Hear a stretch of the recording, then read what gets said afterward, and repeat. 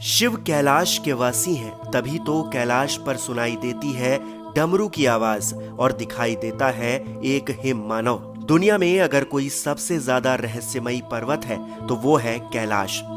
मान्यताओं और अलौकिक शक्तियों का समागम इस पर्वत को सदियों से एक अनसुलझी पहेली की तरह बनाए हुए है। यहाँ कई ऐसी चीजें हैं जो साक्षात शिव के होने का जीता जागता सबूत देती हैं। डमरू और ओम की आवाज। कैलाश पर्वत या मानसरोवर झील क्षेत्र में जाने पर एक रहस्यमयी ध्वनि सुनाई देती है।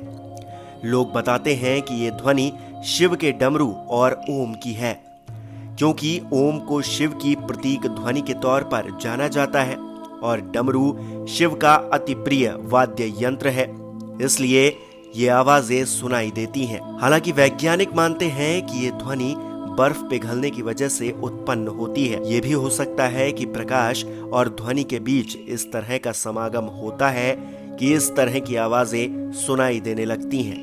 पर आकार या निराकार किसी न किसी रूप में शिव कैलाश पर मौजूद है, ये ध्वनियां इस बात का सबूत है।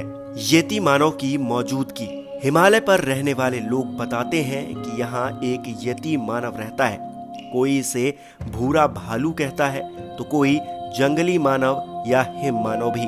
दुनिया भर में करीब 30 से ज्यादा वैज्ञानिकों ने दावा किया है कि हिमालय के बर्फीले इलाकों में हिम मानव मौजूद है। क्या ये साक्षात शिव का आकार रूप है या भोलेनाथ की महिमा का एक अद्भुत प्रदर्शन?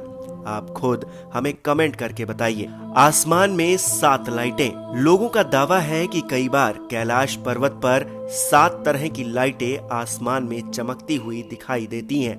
माना जाता है कि शिव तांडव नृत्य करते हैं और जब वो तांडव करते हैं तब इस तरह का अलग अलग रंग का अलौकिक प्रकाश उत्पन्न होता है। वैज्ञानिकों का मानना है कि ऐसा चुंबकीय बल के कारण हो सकता है। चुंबकीय बल आसमान से मिलकर कई बार इस तरह की चीजों का निर्माण कर सकता है। 2 रहस्यमयी सरोवर। कैलाश पर 2 मुख्य सरोवर मौजूद हैं। पहला है मानसरोवर, जो दुनिया की शुद्ध पानी की उच्चतम झीलों में से एक है और इसका आकार सूर्य के समान है।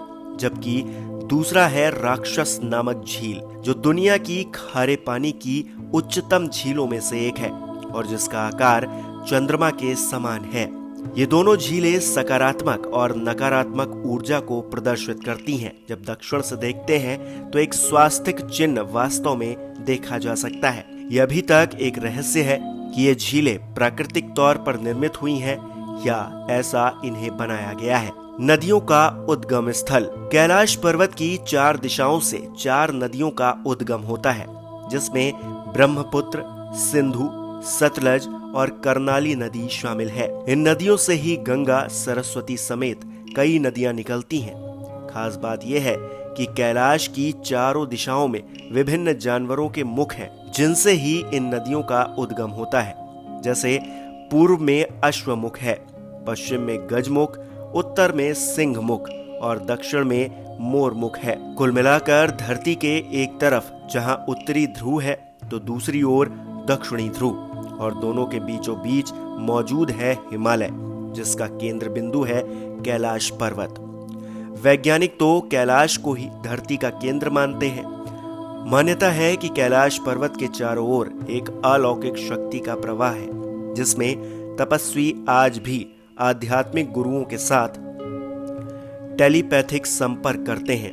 कहा यह भी जाता है कि कैलाश के समीप सिर्फ पुण्य आत्माएं ही रह सकती हैं। बोलो हर हर महादेव।